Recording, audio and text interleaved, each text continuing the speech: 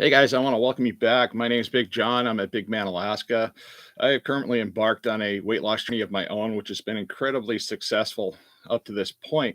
Now, my wife's also getting involved in this journey, and she's looking into carnivore principles. She's looking into keto type principles as well. The reason for today's video is my wife was watching a documentary on Netflix called "You Are What You Eat," and apparently this involves uh, a a study that that talks about twins. And I found this incredibly interesting because this is all stuff that I'm getting involved with, and I wanted to learn more. Whether it's on the carnivore plane, which is where I'm at right now, and I didn't get here on purpose. But my point is, I wanted to learn more. I want to have a well-rounded aspect of everything that's going on in the universal weight loss, so I can talk to basically anybody. I don't care if people are vegans. I don't care if people are carnivores. I don't care what you're doing. I want to be able to hopefully talk to and understand what's going on. So this documentary called "You Are What You Eat" documentary, and I found it on Netflix. The wife found it on Netflix. It's a four-series documentary, and it kind of set me a little apart from the actual message they were trying to get across because I was concerned with the information wrapped around everything they could find around the twins. And, having twins alone, getting 22 twins together, that's a lot of people. But getting 22 identical twins together in the same place and doing a dietary study is pretty huge stuff, especially on the plane of health and nutrition, because they share specific markers between the two people. So, and a lot of these twins, supposedly they lived in the same household in many occasions, or they lived extremely close by. This is this is some pretty interesting stuff. So right off the bat, they started out in this documentary. They started out talking about the twins. They started out with a lot of the baseline introductory. This is you know what we're doing and who we are, and we're from Stanton University, and Dr. Butternut Squash. I'm just going to use that name for the doctor that's running this study because uh, he definitely swayed everything, in my opinion. And I was hoping for a sincere study. Now the study was to include a vegan diet versus an omnivore type diet. Now these were both two high carb diets, and not on the ketosis plane of any aspect whatsoever. And they wanted to measure, cause and effects of these two different types of diets. Well, I have about the high school education around LDLs, cholesterol, and stuff like that because I'm just getting into this stuff. But I already knew before the study got going that the omnivores were going to have a different LDL level than, say, a vegan. And there were also going to be some downsides to being vegan, which in this documentary wasn't very well explained. And I don't think anything was really very well explained in this documentary except for political views. So the first episode had me intrigued about three-quarters of the way through. They had some pretty good factual information when they were talking about health benefits, vegans and mental clarity, diabetes avoidance, and stuff like that. So I already knew that because I practiced veganism many years ago with a girlfriend I had. Me and her were together for about 6 or 7 months, and she was, this is typically how some people get started, especially men. They get influenced by their significant other or vice versa. And that's how I went down the path of veganism at one point. Now, it wasn't the greatest veganism experiment that I ever had in my life, and it didn't work out very well. The relationship didn't work out, and we moved on. But that was for about 6 or 7 months, and I had a lot of problems when I was trying it. So I was looking for other alternatives. And even when I was practicing it, I was trying to find ways to make it work because, I like this girl. I mean, it was a pretty interesting relationship. She was an interesting person, but we had opposing opinions on a lot of things. And I just want to wave hi to everybody in the comment section. I do appreciate you guys for popping in here, but I really got to bang out this because I only have limited time. My whole family's out shopping and they're going to be here soon, and that's going to distract me away from everything we're doing. But in the initial episode, and there's 4 episodes to this documentary. Um, they were doing a lot of the baseline information, getting height, weight, size. They even included DEXA scans. Now, I don't know a whole lot about DEXA scans except for they measure your muscle mass and visceral fat content on your body, and also overall fat content on your body. So those are extremely helpful. But the problem I had with everything wrapped around the documentary and the overall study, because I had to watch the documentary and then I had to go searching everywhere on the internet that I could find information about the actual study itself, because the documentary did not cover 90% of the information that needed to be discussed, in my opinion. And that just seemed kind of shady to me. Now, when I got further on into this first episode, it got really bizarre really fast. And I wasn't sure why they even went down this rabbit hole, but they started having the twins watch porn. I haven't heard anybody else talk about this on any other platform, that this is part of the study.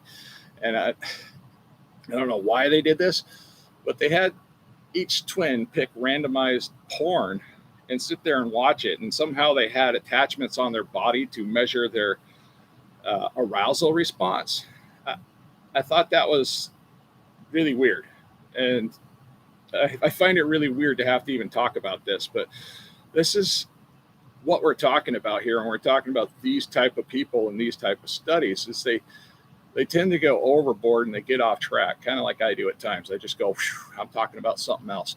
But okay, now for the men, and I mean, they got a little graphic in the video where they had like an image of a man's private parts, and they showed this little kind of like a cloth attachment wrapped around the penis. And I don't know why they wanted to get this particular research done, but they wanted to get the response of a male erection first thing in the morning. And crazy noodle soup kind of stuff that really drove me a little bit insane. Okay, let's get back to the actual meat and potatoes of this documentary. Now, like I said in the beginning, they had some really good factual stuff, and good factual stuff that goes along with carnivore and also goes along with veganism. Now, if anybody knows anything about vegans are typically B12 deficient. Now, that was a problem when I was practicing it, so I had to take a supplement. Whether the supplement worked or not, I don't know. I was just never happy. I was always miserable, and I was always hungry up until now, when I found carnivore. And carnivore just works for my eating disorder, because even back then when I was practicing veganism, I was just a ravenous beast. I mean, if there was anything to eat, I was wanting to eat all of it. And even then, I was never full. That was a problem. This is just why carnivore seems to work better for me at this point. But yeah, 22 identical twins, and they were mainly focused on like biomarkers and stuff like that. But the sad part is towards the end of it all, they were only focusing on the positives towards vegans. They weren't even mentioning the fact that the omnivores did extremely well, which is disturbing to me. I was like, this is definitely a biased type study as we went. So now when we got into the second episode, I was automatically put off, because the second episode in this documentary rolls into this crazy stuff about how political topics, to say the least. It shows all these, crazy barnyard type scenarios, hog plants and stuff like that down in the Midwest. And we all know that the situation wrapped around them isn't exactly pristine. But we also know the situation wrapped around vegetables isn't always pristine. And there's stuff like E. coli and things that can make us sick wrapped around vegetables, as well as the meat marketing plant. So there's differences in political opinion there. And I understand that a lot of these meat packaging plants and stuff like that have situations that the animal is not exactly happy. And we try to, even carnivores try to search out, specific things that are a little bit more friendly to the animal at times. But I mean, it's just like your vegetables. people get. We don't know where they come from. We don't know what they're using for fertilizer. And some of these vegetables come out of Mexico and they're fertilized with human feces. So, I mean, yeah, one half dozen in the ways of the other to try to, figure out your own situation. I don't care if you're carnivore or vegan. You got to kind of figure out your own stuff and try to find what's sustainable. We're Alaskan natives. We can go out and hunt anywhere, get our meat. We can't exactly build a huge crop in the middle of Nome and have a ton of vegetables for year-round living for like a vegan type lifestyle. So it just doesn't make sense. And they're just trying to batch everybody in the lower 48 into a similar area. But yes, the second episode got extremely politically based, and it was rather disturbing. And it was so much so that I actually couldn't sit there and watch it because there was just so much being force fed. This was brainwashing, typical brainwashing type stuff that you would feed to a high school student, for instance, somebody just learning how to eat healthy and trying to create awareness. I think they went way overboard. Now, I also did find out later after watching, because there was a bunch of like hidden things in this documentary.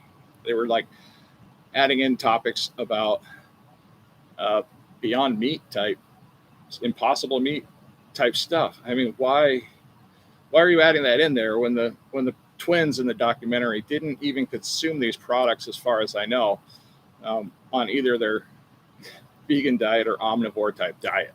Just didn't make much sense to me at all as to why they would to go that route. So the entire video itself just set me off as a big advertisement for a failing company, which is failing. If you go check out Beyond Meat or Impossible Meat, whatever that company is, you go check out their stocks right now. I think they're trading at like $8 and they're just constantly just falling. It's a failing situation because it's processed food. Now, carnivores and vegans alike, we teach and we practice stay away from processed food, overly processed food, stay away from inflammatory products, and which is hard to do if you're a vegan. That was probably another reason why I had an issue with myself trying to be vegan, because I was constantly inflamed. I was constantly irritated and stuff like that. But okay, now the second and third episode in this documentary were kind of the same, and they were using all of these uppity, romanticizing ways of trying to sell vegans or not vegans, people like me, trying to sell me on vegan principles and vegan type foods and alternatives. And I think they just lost the message along the way. They went like completely down this really weird rabbit hole of trying to inflame emotions and experience and stuff like that throughout all the visual context and the information they were trying to share, to scare people away from meat products. That's not going to work when somebody walks into the grocery store, because that's not your face-to-face image. Now, if you were in a feedlot in Texas, and like I used to deliver there all the time. I went to many feedlots. I hauled cattle, I hauled animals, horses, and stuff like that. I've been to these places and they all stink. I mean, because there's just, sometimes there's like 4,000 or 5,000 cattle in one area. So it's just, yeah, it's kind of an eyesore. And this is why they have them out in the middle of nowhere. And you can see the smog cloud from about 50 to 100 miles away. And that's just, just the cattle stomping in the dusty dirt and and the air coming up, plus the horrible cow farts that is just, creating global warming and ruining this entire planet. Because if it wasn't for cows, we wouldn't have global warming. I don't know. It's just, we get fed a whole lot of nonsense throughout this whole, second and third episode. And like I said, it was so politically strong in nature, it was hard to watch. It was hard to stomach. And some of the spots that I did slow down for, they were trying to sell this vegan type cheese. Now, as we know, if you're making cheese, it's kind of helpful to have an animal product in there, because cheese requires milk in order to be any kind of tasty cheese. So they were making this conglomeration of cashew nuts, mixed up to look like some Beyond Meat mixture, which is not something that looks delicious in the raw form at all. And I'm not even sure how they even got it all to work, but it's definitely not low carb. And we're talking cheese with the highest carbohydrate intake I think you could find on the planet. So if you're trying to maintain ketosis, that type of cheese is not going to be for you. And a lot of people are, trying to live the low carb life these days to hopefully curb their diabetes or resolve, insulin issues and stuff like that. And this is why people choose specific lifestyles, is for specific medical conditions. Now, throughout this entire documentary, like I'm getting into the fourth episode now. The fourth episode wasn't much better. The actual overall context of what the twins went through, which is what they sold the whole video on in the first place. So that they roll out real strong with the twin study, Stanton University, Dr. Butternut Squash, says his whole spiel. And then, and they're rolling on. They're just trying to sell veganism and anti-meat products throughout this entire time, and anti-meat alternatives. Now, if you're vegan, why would you want an anti-meat alternative? You don't like meat because you don't like killing animals. Perfectly good principles to have. I respect those. But why would you want fake meat? Fake bacon. I mean, if you're going to eat bacon, just eat bacon. Come on. Stop trying to fake meat because you want meat so bad. That's the sad part around this whole situation for me, is that they're always trying to find alternatives to meat. They're always trying to find alternatives to protein sources and stuff like that. And plant-based protein sources don't always work well with everyone. So trying to sell vegan in this particular way on this particular platform, in my opinion, was a complete fail. They could have done it in a totally different way to actually, have people a little bit more interested. But as we found out as the story went on through, the omnivore practices, and the twins each had their own dietary setup. So one was set up randomly with a vegan diet, and the other one was set up with an omnivore diet. Now, these are two polar opposite diets here. Now, I already know, from doing carnivore with a 90-10 eating principle, which is 90% meats and fats and 10% I love my life. So it's like, okay, this is kind of like an omnivore platform, but I'm more strict than just, whatever they were doing in this study. So I get a lot of the benefits from a little bit of both worlds, mental aspects, along with the benefits of more meats and fats and a lot less carbs.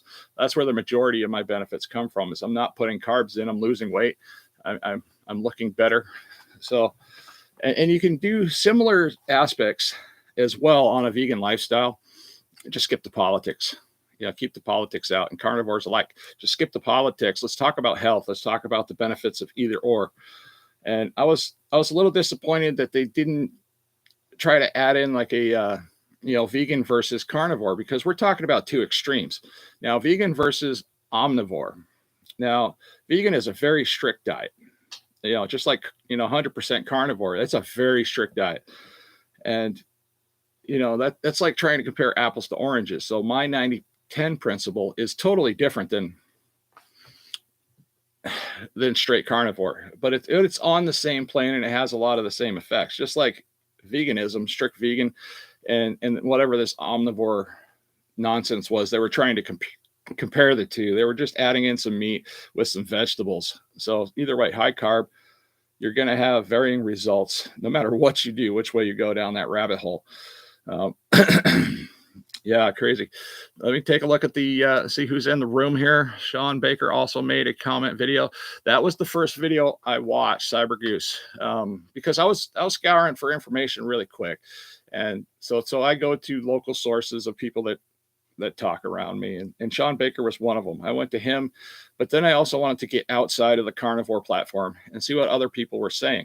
Now, all these other people that were talking about the documentary and the study overall were literally tiptoeing around the subject.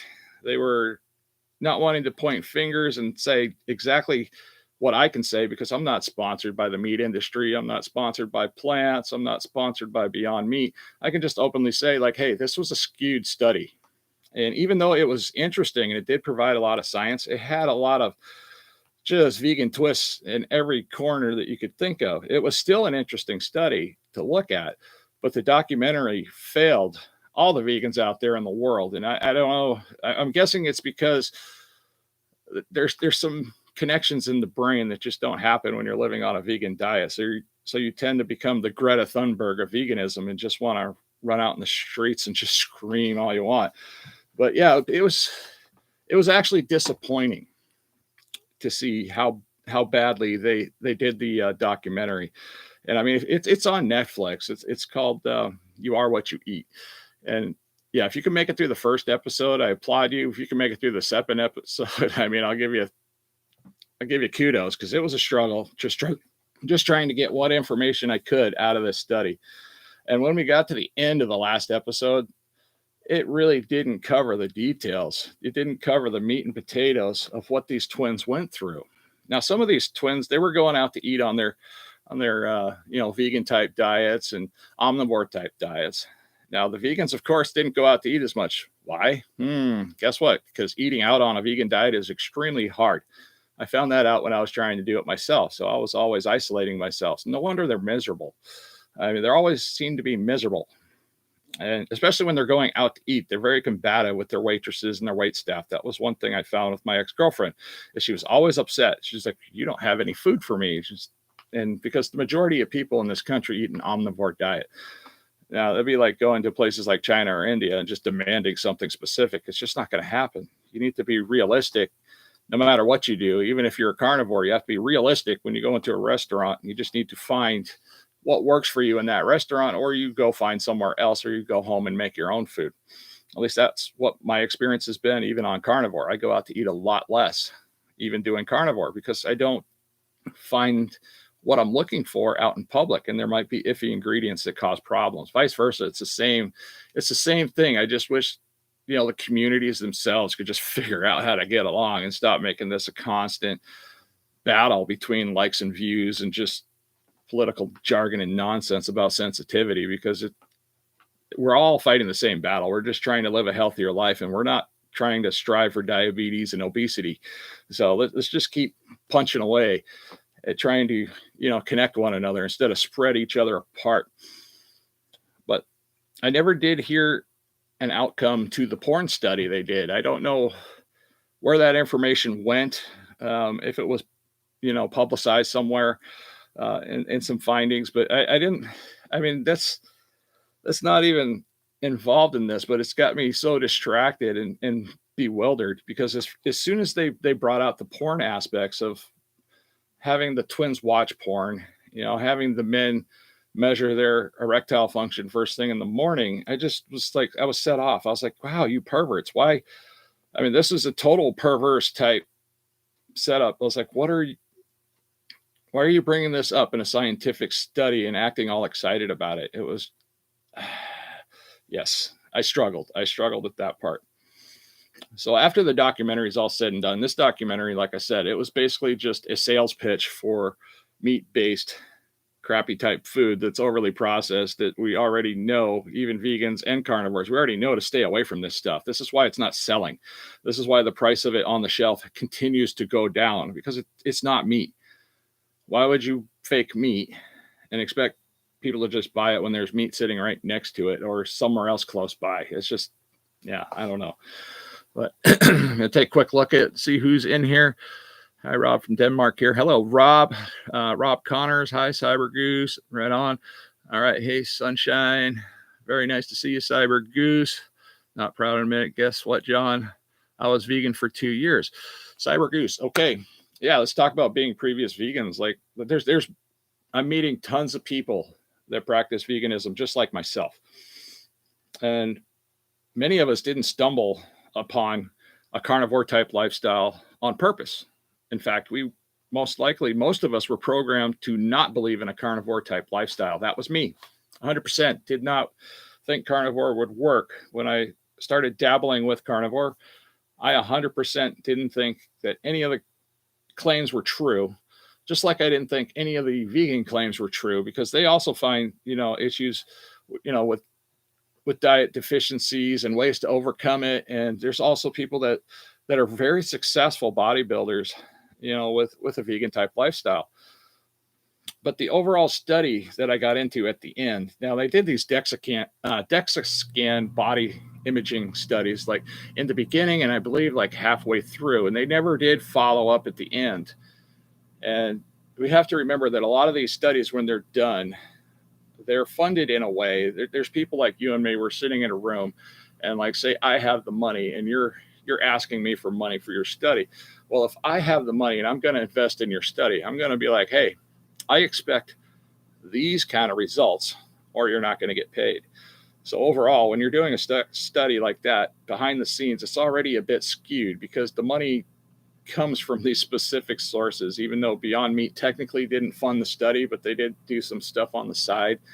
And I tried to look into that, but I found that as a distraction away from the overall information in this whole study in the first place. But yeah, I mean, if I'm going to fund your study, I expect certain results. I'm not expecting wishy-washy results, so the opposite. And just like the reason why they didn't want to do the study from, vegans versus carnivore. Now, Dr. Butternut Squash, the man that was running the study, was asked after all of this was done, like, hey, would you ever consider doing a study of vegans versus carnivore? And at that point, he said, it is unethical to do that study. Like, there is no reason to do that. Why would we do that? Because, yeah, the comparisons of the two diets are pretty close. If you go down the rabbit hole and try to compare a lot of the benefits of carnivore versus vegan.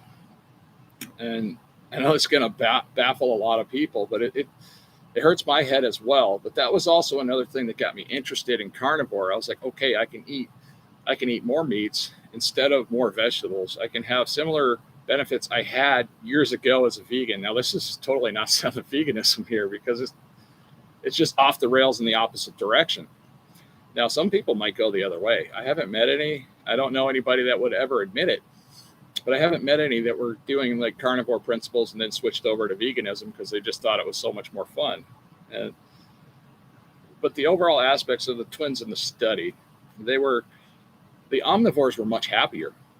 Now, at the end of the study, there was more of the omnivore twins that said they were more likely to practice, the omnivore eating habits after the fact. There was only like one or maybe one that said they were going to think about practicing veganism. Now, if that doesn't send up a flying red flag in the first place, because if you're not happy with what you're doing, no matter what it is, if you're not happy with a diet, if you're not happy with eating, if you're not happy with your foods, you're not going to do it. A lot of people aren't happy with their water quality at home, so they don't drink water. Okay, it's on the same level here. But the DEXA scan not being done at the very end of the study was very disappointing to me. And the reason why is because so far the DEXA scans have been pretty reliable as far as, weight gain, weight loss. Now the vegans, yeah, they lost weight. I believe they lost more weight than the omnivores. Okay. And the omnivores gained muscle and lost weight and lost fat. So we're not just talking about just water weight here. We're talking about muscle and fat. So the omnivores gained muscle, lost fat. The vegans lost fat and lost muscle. Oh, okay. Nobody talks about that. I didn't hear that in any of the discussions. And I spent the last 2 to 3 days with my earbuds in, and I'm driving my truck. I'm a truck driver. I'm not the greatest at trying to figure all this stuff out, but I'm trying to get the information as I'm driving down the road. Okay. So all this information is coming in my ears. I'm paying attention. Nothing is talking about the fact that if they did a third DEXA scan at the end of this study, that would have probably pushed, veganism under the rug at that point, because it would have shown more muscle loss, and we're not trying to lose muscle here. And it also would have shown, more muscle gain in the omnivores. So it's not selling their stuff here. It's like, okay, so I want to be more omnivore than I'm not trying to lose muscle at any point of this. Now, when I was practicing fasting, I was concerned about losing muscle mass. And this is another reason why I started looking into carnivore type principles, because I was already kind of there, because I did not want to lose what existing muscle mass I had while I was losing weight. So I'm trying to balance out the plateaus here. But yes, I was very disappointed in this overall study. And Captain Dr. Butternut Squash, that's going to be his nickname from here on out. I don't care how smart this guy thinks he is, but that's what I'm going to call him, Captain, Dr. Butternut Squash, because he is a 100% vegan advocate. And when he started this study, he was looking to basically just proved that being a vegan diet was healthier than an omnivore diet. Well, like I said in the beginning, I'm a guy with a basic high school education wrapped around health, LDLs, cholesterol, information like that. And I could have told you in the very beginning that you were going to reduce those markers. I'm just a truck driver. I'm not the brightest bulb in the world, but that is just pretty much common knowledge. If you start dabbling in the concepts of health, that if you were to eat more plant-based and less meat-based product, that your LDL and cholesterol are going to go down. But as the further, excuse me, that happens. But the further we go along with all of this, especially carnivore, we're learning that LDLs and cholesterol and stuff like that, they're just basic markers to sell things, typically medications. And, it's just driving us to make more unhealthy decisions as we're worried about specific numbers. These numbers all self-regulate. If they didn't self-regulate, we would have died a long time ago. The whole species would have died because they ate too much meat, for a period of time throughout the year. Vice versa, or they ate the wrong type of vegetable. Same thing. It's a self-regulating environment inside our body. And I'm not sure when we started over complicating the entire situation with the science. And it's gotten so convoluted, so political, and so argumentative at times that it just makes me struggle with the whole weight loss in itself. And this is why I never succeeded with weight loss in the beginning, is because there was always these arguments back and forth. And I was pre-programmed to think that if I wanted to lose weight, I ate a salad. Yeah, you need to eat more salad. You need to eat less fats. You need to eat less bacon. You need to avoid the eggs because they're going to give you a heart attack. That was the whole mumbo jumbo. We found out that's not true. I lived for sometimes weeks on eggs alone and haven't had any issues. If anything, I've had major improvements because, if you want to use an egg type diet, then they use egg type diets to heal muscle tears and severe athletic injuries and stuff like that. We're talking, 30, 40 eggs a day. And people aren't dying. Well, I should have prepared with a glass of water. And people aren't dying with heart attacks in random situations. All right, let's check on these Sunshine AKs. I did try 2 months ago, but still struggling in the same direction. No loss and slowly gaining, stopped and still in a crummy direction. Okay, that's not a conversation right at the moment for me. I can tell you firsthand. Okay. All right, you guys are having a good chat in the chat thread. I appreciate you guys for being here. I mean, this is kind of a struggle for me because this is going off the rails of what I normally talk about. And I try not to discuss things that I don't have a lot of experience in. But I did feel that I had enough an opinion to discuss my opinions on the overall context of the documentary. The documentary was lousily put together. It was definitely a political statement. And we need a lot less political statements in the world. We also need better information, more reliable information. And I feel ripped off by wasting all this time looking at this documentary, You Are What You Eat, because it really sold the twin study, which was more interesting than all the crap that they put in there. All the fancy restaurants, they talked about a 5-star restaurant in New York City that was selling a lot of meat-based products, and then they switched over to a vegan type menu. I mean, they were questioning about all this in the beginning, but this place was obviously funded by a lot of vegan-backed entities and people that wanted more vegan type options in New York City. And I don't know why they were celebrated in this video the way they were, because it had nothing to do with the twin studies.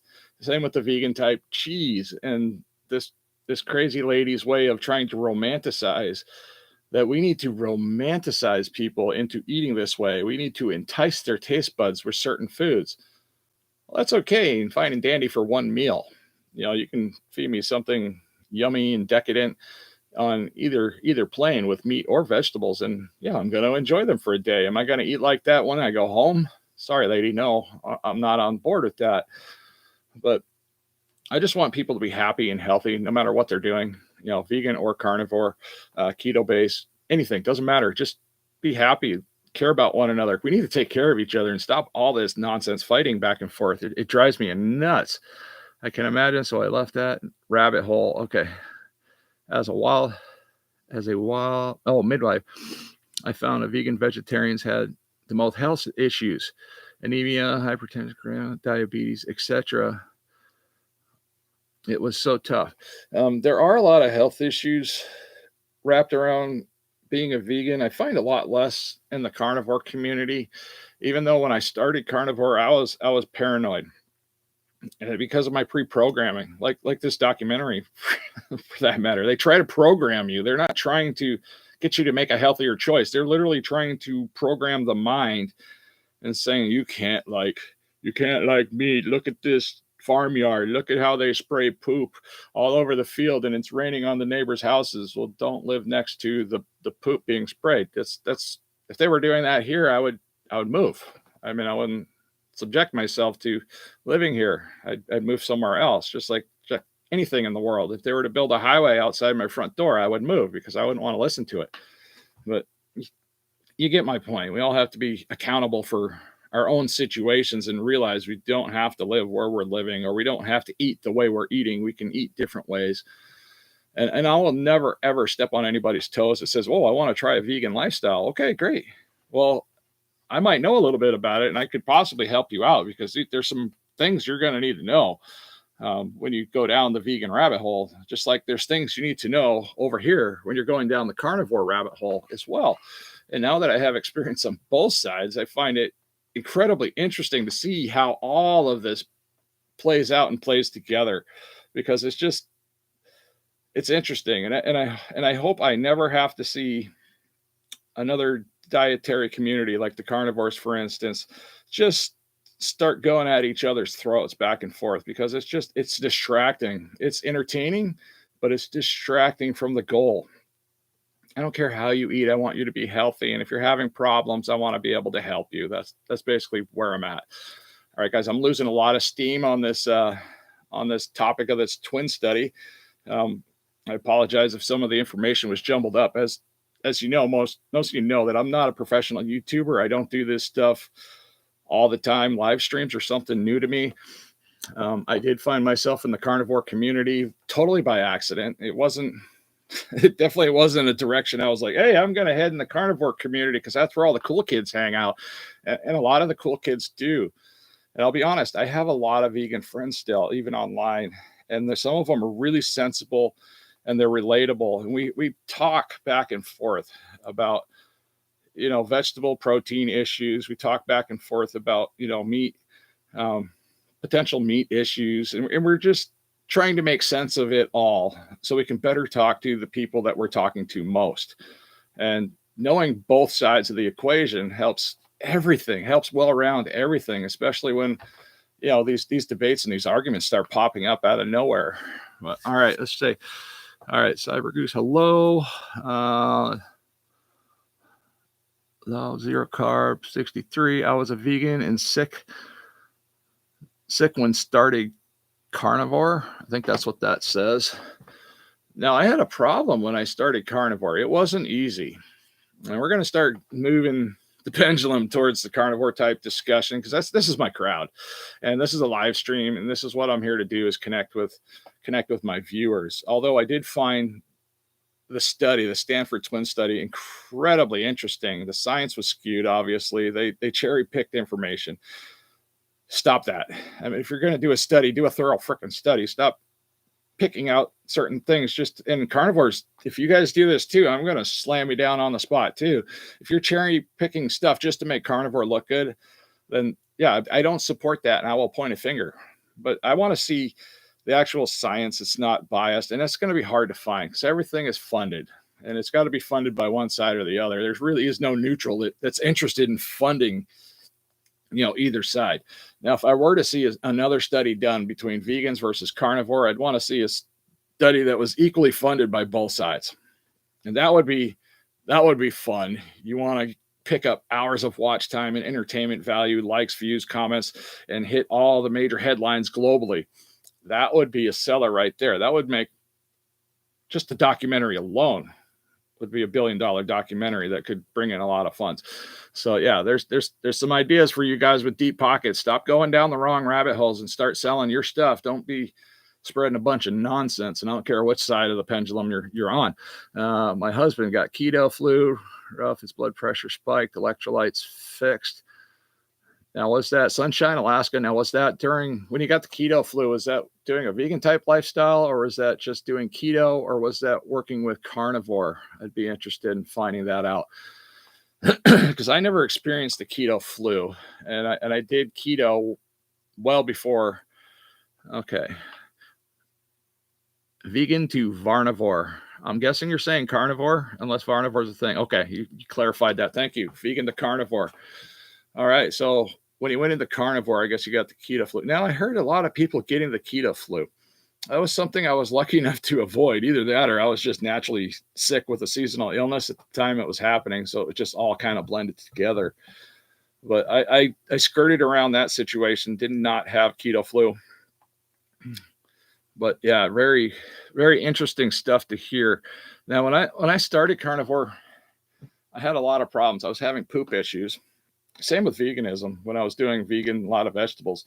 Now, when I first went to do a lot of vegetarian, vegan type eating, the initial reaction to either type adjustment, vegetables or meat, is you get a lot of loose stool, you get a lot of diarrhea, or you get constipated.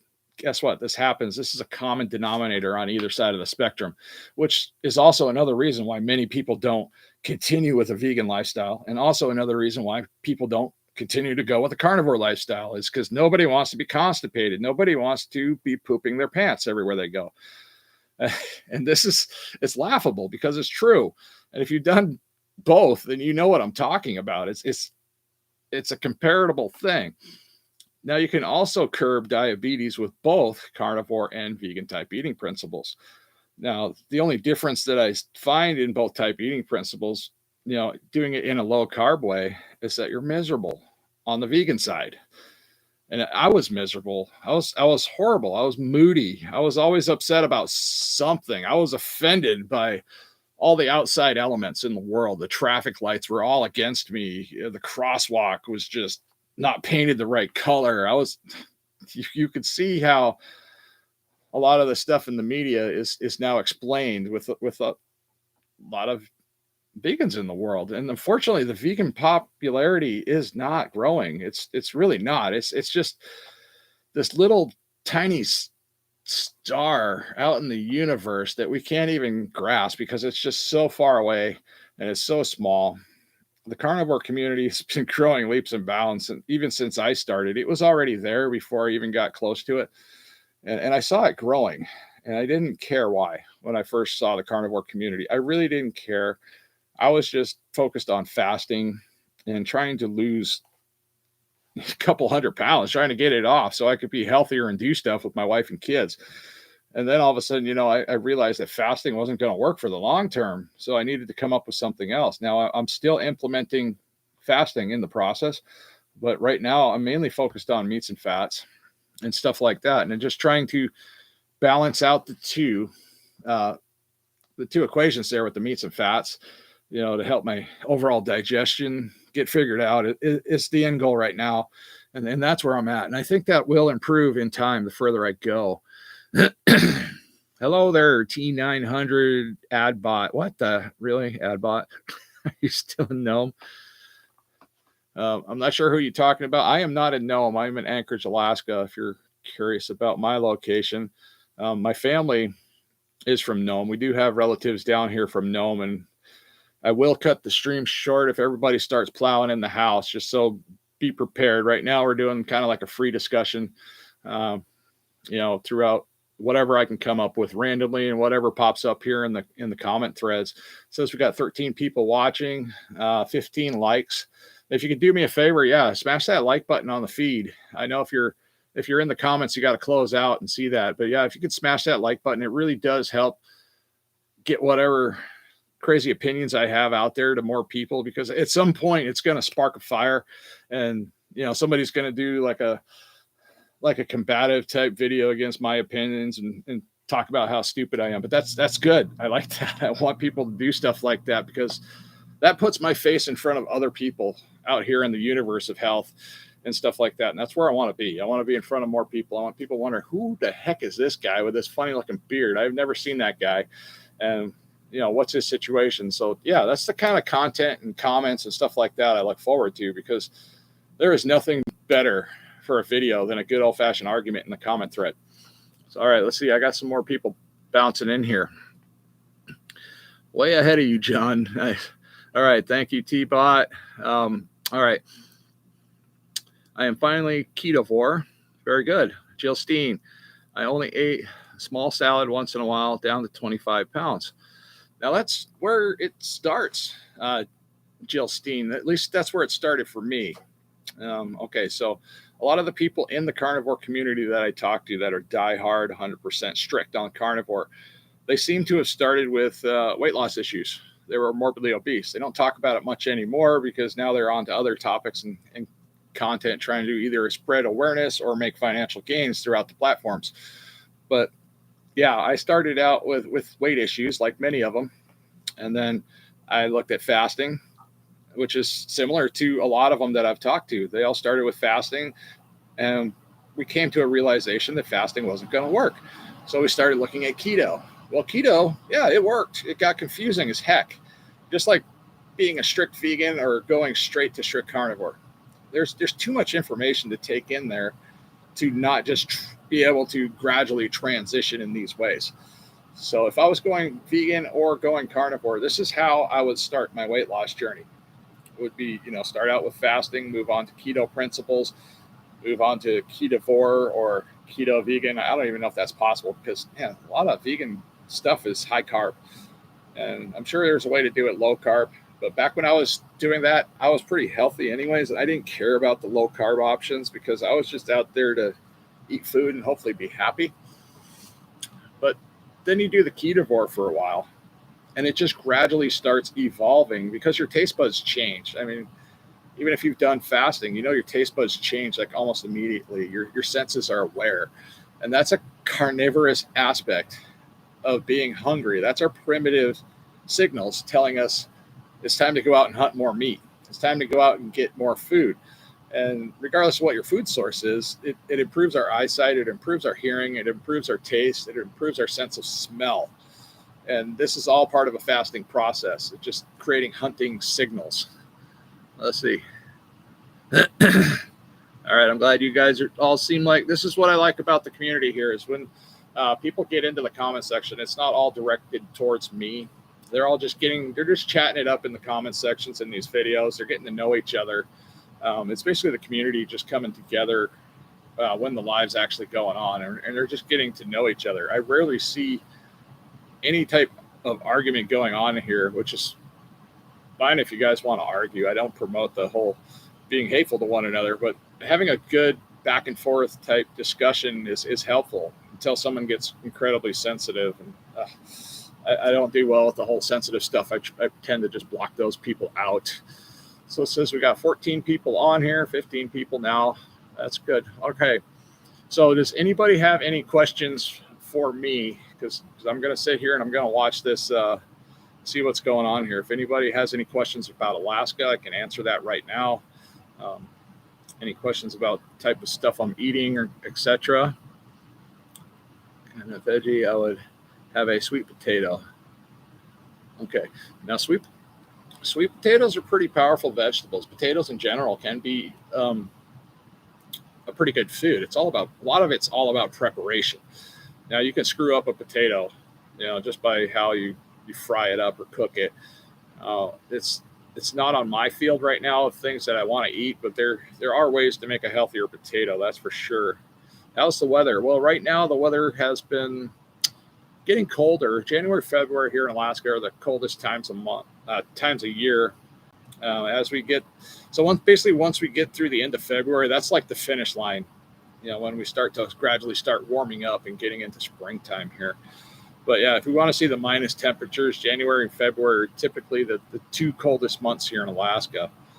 But we just got done last night cleaning up a bunch of snow around the hospital, and then we went and picked up another parking lot last night. And it turned out to be a long night. We weren't expecting to work that long because We haven't had any snowstorms in a couple of days. And the next storm, I believe, is coming on the 14th of January.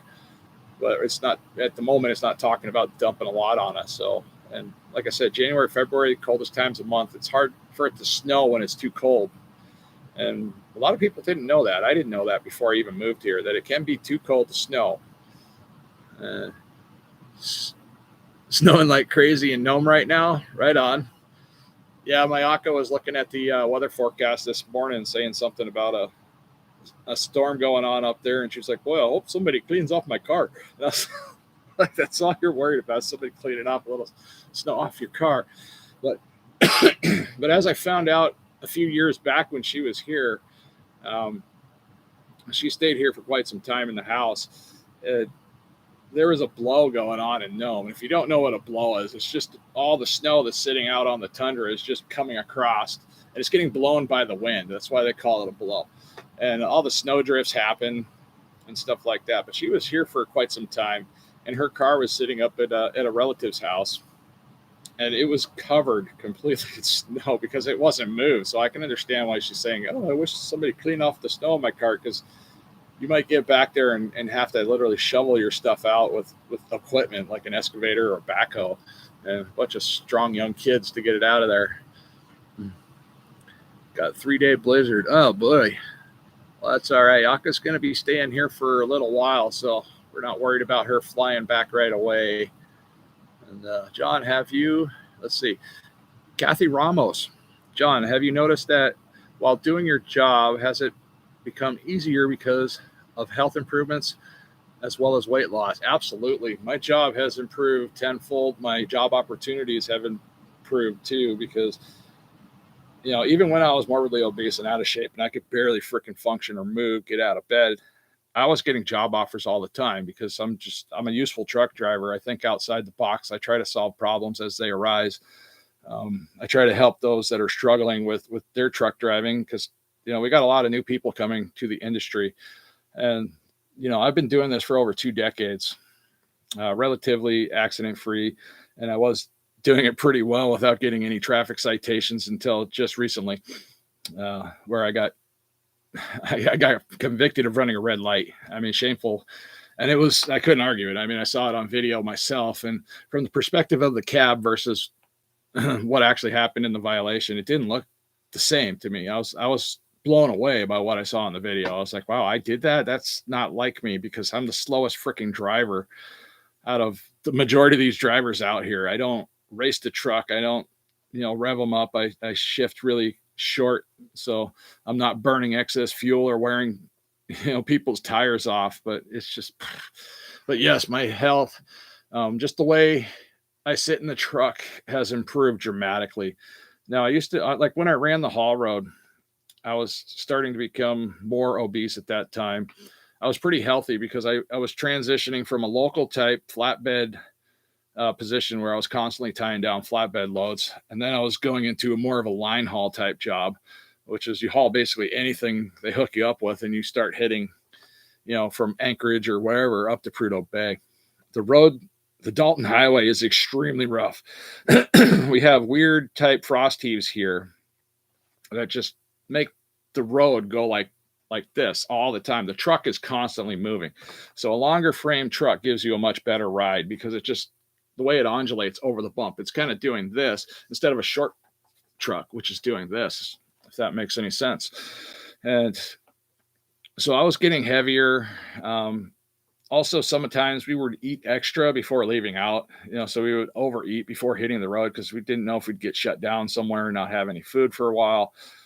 And at that point, I didn't realize that you didn't need a lot. You didn't need all that food. I didn't understand that yet, that I didn't need all that food all the time. And I had food packed in the truck, but my gut was the indicator. My gut was the indicator of how the road was, or how the truck was handling, it's sad because the gut's going away right now.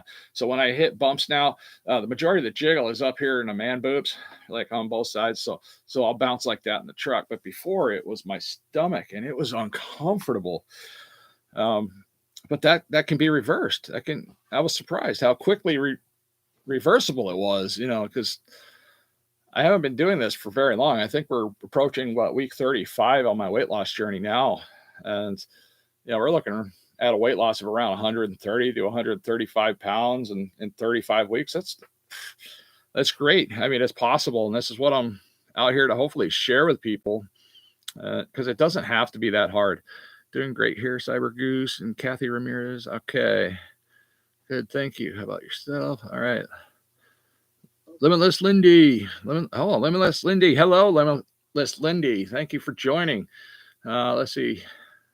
We're all doing pretty good. I just got done ranting about a documentary I watched on Netflix. It had to do with the Stanford twin studies. The documentary was called You Are What You Eat. And documentary was the furthest thing away from You Are What You Eat. And it was also a skewed attempt of, selling their political aspects on people that hate people that consume animals. Like, they were just, now these topics should all be talked about, poor living condition for animals and animal cruelty, diseases, and stuff like that. This all needs to be discussed, but it all needs to be discussed in a different way. Trying to overemphasize things and make it just dramatically shocking to people drives people away automatically. I mean, you might gain a small percentage of people that actually care, but the rest of the people are going to sit down at their dinner table and they're going to eat whatever they want, and they don't care what anybody else says. They're still going to eat whatever they want, because a lot of us are carb addicted, for instance, and we just don't care about the political nonsense when it comes to eating our food. All right, let's see who's here. All right, so any other questions about Alaska or anything like that? Because like I said, as soon as the doors pop open and we start seeing flood in here, I'm going to cut the stream down right there. But I do appreciate everybody that's been showing up. And if there's some new people that just joined the room, we've been discussing the Stanford twin study. It's basically a vegan, you gotta love vegan study. And that's typically what they were trying to prove, even though the omnivores, in my opinion, it showed the omnivores as being much happier and much overall healthy type people. So it was just it was kind of a reverse sell of their whole, better be vegan type principles. And I'm sorry for those of you that are actually trying to gain, more vegans, because a lot of the vegans that I've been associated with over the years were very emotional, especially on social media. They got really mad fingers. They just pounding the keys. It seems like all the time. Like, oh, you see what this person said? And I'm like, why are you so hateful when you're typing? I was like, you realize that the phone has no feelings and your feelings don't transfer to your words. Just be gentle on your device, because it's fragile and it's not very smart. Smartphones are not smart without a human being attached to them. Okay, no questions, just having a good time here with you guys. Right on, Cyber Goose. I appreciate you guys. I appreciate this entire community, wrapped around this carnivore community. And I wish YouTube would stop filtering out my vegan friends. Now they're not filtering them out here on the live streams, but they filter out my vegan friends' content, and I have to go search them to see if they made new content or if they're talking about something that I want to learn. Because there's a lot of topics wrapped around health that I want to learn, regardless of what I'm doing, regardless of what I'm promoting.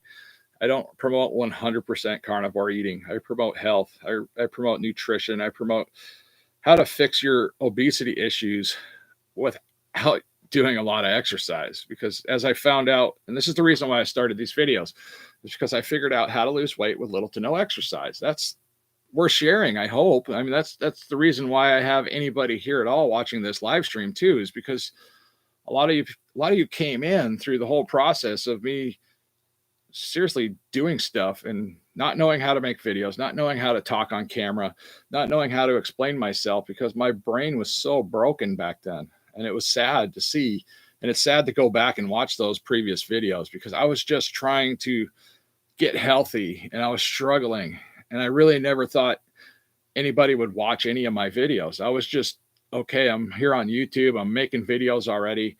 I can't spend all this time in the shopping centers creating, shopping videos, because I'm already a morbidly obese man at that time. And when I'm in a shopping center, what do? I buy crap food from the center aisles. I'm At that point, I was talking about prepping related topics, and I'm looking for shelf stable items. Well, most shelf stable items are overly processed, highly addictive, carbohydrate, full of sugar type foods. I got a pantry full of them, and they're prepping type items. But the thing is I was eating out of that prepper pantry, and I was gaining more weight and more weight. As the pandemic went on, just overall, just trying to get ready for the next earthquake, for instance. We had an earthquake. Everything was shut down for 3 days. I mean, it was some places were out of power for 6 or 7 days. It happens. And we had on ramps and off ramps and stuff like that just collapse. Like cars were sitting, in ditches, and you couldn't pass that part of the road. And a lot of people were getting around by four-wheelers and dirt bikes and stuff like that, just depending on where the situation was. And that earthquake was pretty dramatic. The ground wobbles here, and it gets kind of scary at times. Let's see. Amy M. Wuda. Hello, Amy. I felt pretty good when I was raw vegan, honestly. It was real hard to keep up in the winter. Now, I didn't do that. I didn't work through the whole vegan aspects mainly through the winter time. So I guess I didn't suffer that aspect because for the most, I believe when I started it, I was basically coming out of winter, and I'm in the lower 48 at the time that I was, practicing all that. And the lady friend I had, she was from Indiana, and she was a devout vegan. Even I don't know now if I went back through all the ingredients she used, I don't know if all of this was 100% on the vegan plane or whatever. But for the most part, yeah, I'm pretty sure 90% of it, more than 90% of it was plant based. And I guess that's really all you need to have to be a vegan is just plant based type stuff. But she was struggling with muscle loss herself, and she was always struggling to gain weight. I mean, she was really small, really tiny, and it was just, I don't know. I didn't want to be really small and tiny. I wanted to be kind of like that happy medium. I wanted to have enough muscle, but not too much muscle at that time. And I didn't mind having a little bit of jiggle in the middle at that time, because I was, 25, 30 years old, getting it right in that range. And I wasn't too worried about it, because that's how we get in these health situations in the first place. Because we start out young, we're pre-programmed to believe whatever the schools are teaching us. And a lot of it's what they don't teach us now is they try to avoid all of this talk with the children now. They're just happily satisfied with them being sugar addicted to the crap and the nonsense. So they're not even teaching about health. I ask my high school kid this all the time. I said, what do they teach you at school? And he's like, nothing, not much of anything. And I was like, what do you do to lose weight? And he's like, you eat a salad. I mean, just like eat a salad. That's it. And you talk about exercise. You're like, no, not really. And I was like, how many of your kids are eating unhealthy? And he's like, all of them, all these classmates of his, they're like all eating unhealthy right now. Because he's in JORTC, and that's a military, instructed thing. And, I was surprised to hear that while they were gone and off on a thing that they were doing in Fairbanks, that they were all eating an unhealthy lifestyle. And that was just really surprising. Let's see. Whoa, we're already into an hour. We got 19 viewers. It keeps bouncing between 19 and 20. Who keeps coming in and out? Hey, if you didn't hit that like button, just hit that little button there. That should equal however many viewers we have here at least. So we got 20 viewers. We have 20 likes. But okay. All right, guys. I really expect my family to come bombarding through the door. And when they do, it's like a bunch of angry gorillas, and they're going shopping. They went to Costco. So it's going to be a lot of stuff coming in and out. And the dog's going to get anxious and jumping up and down.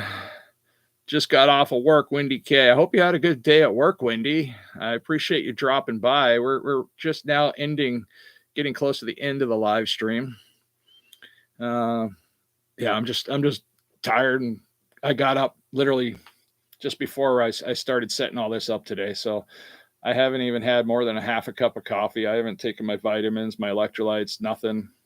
I am working on a different type of eating strategy for this week. It is on the carnivore plane, and I will be updating that in this weekend's video. If anybody is interested that wants to follow my weight loss journey, please subscribe, because there's been some pretty interesting things happen throughout this weight loss journey. I I can't argue that because I go back and I look at some of the things that I've done to get to this point, and I'm just like, wow, how did I do that? How did I manage back then? Because some days it's a struggle, and right now it's more of a struggle right now at times because I've been doing this for so long that I feel like I just want to stop at times. I have that.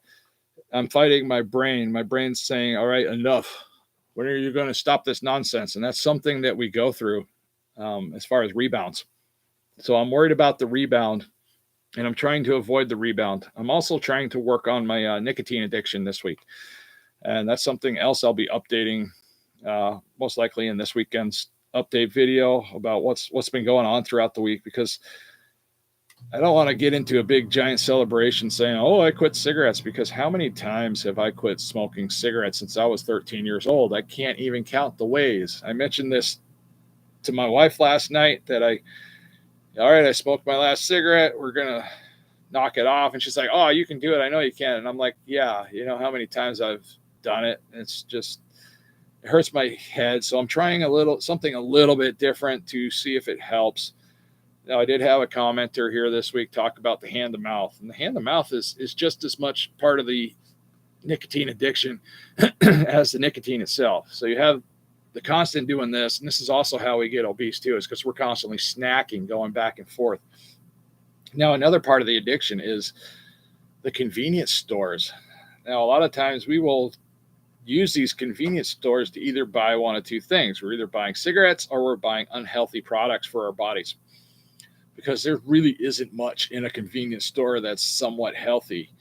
And I've been having that struggle here because that's about all that's open when I'm driving around town at night and I need something right away. I need some basic calories. So for me, for instance, if I'm looking for basic calories on a carnivore type diet, I'm just going to go after the meat products.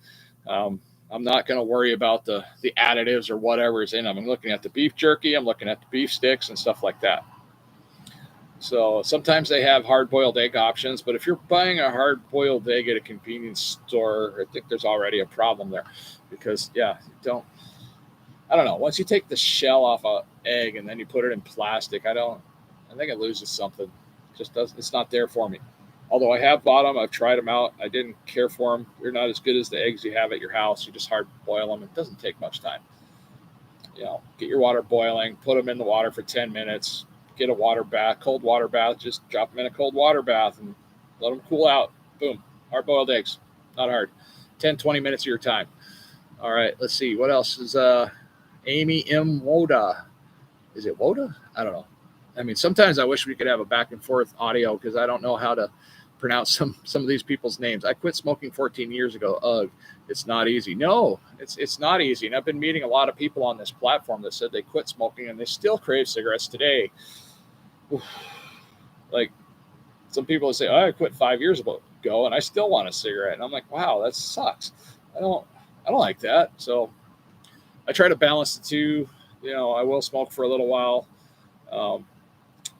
Pretty much only through like stressful times, which is a lot of times through the holiday months. And when things start getting cold and slick or money starts fading away, which is an oxymoron, because if money's starting to fade away, why would I spend more money on nicotine? Yeah, it doesn't make any sense. So we're just about out of money. So I kind of have to self-regulate myself anyway. So I'm not spending that extra money, $10, $12 per pack of cigarettes, Alaska price. I mean, I just can't afford to continue to buy cigarettes. So, and I hate the smell. The funny thing is, I hate the smell of cigarettes. I hate the cigarette burns. I hate the stench it leaves in my vehicles. I hate cigarette ashes in the eyeball when you're trying to flick your ash and it hits you in the eye and you're like, oh my goodness. So let's see here. I did find out, Wendy K, I did find out zero nicotine vape juice helped until I was able to quit, but each stressful customer I am wanting that vape and I have nothing, not even zero nicotine. Yeah, I mean, it's like, so what do you do when you get that random stressful situation? I mean, sometimes you're in a situation where you just can't smoke either. So, I mean, it's like we're trying to curb a feeling or emotion at the time, and it's usually that of extreme anxiety or just trying to calm ourselves down. And it's kind of the similar reason why people go out and drink, because sometimes they're just trying to they had a hard day at work, and it's part of the excuses too. We have a lot of excuses. We just try to calm down and relax a little bit at the end of the day, and then it turns into something later because you just do it all the time. It's just all. I was going to use a word, but I'm not that smart to come up with fancy vocabulary. It's just, yeah, it's just one of those things. Okay, guys, I want to thank everybody that tuned in for this live stream. I do appreciate you guys. I hopefully didn't bore anybody to death. Again, this live stream was about the Stanford twin study and the documentary on Netflix of You Are What You Eat. And it's my solid opinion that they did not do their job in selling the vegan diet or the vegan principles. All they did was, in my opinion, wave a ton of red flags for anybody that's even considering the vegan diet, because if you have to go down those roads and those avenues to sell products or sell your principles, then you're not selling the right thing. I mean, you're working in the wrong direction. So, and I want to ask anybody in the carnivore community, please do not go down that way. Don't sell the carnivore thing, that way, because I could do an entire documentary wrapped around how vegans kill every single animal that comes into the barnyard that wants to eat their vegetables, because that's what happens in the farm, guys. So, and they can't talk about that themselves. They can't talk about the bees they're killing and stuff like that, and the rabbits and the foxes and anything that's trying to get into their feedlots that are, creating their vegan diets. And I do have people coming in the house right now. So, all right, guys, I want to thank you all for joining, and I hope to see you on this weekend's weight loss update. So if you haven't subscribed already, please subscribe, like the video, leave me a comment, or even just come into the live stream preview and leave an additional comment later on if you have any additional questions or whatnot. But all right, I want to let you all know that I care about you all. I don't care what you're doing as far as health goes. Just let's not make this political, and let's not hate on one another. Okay, take care.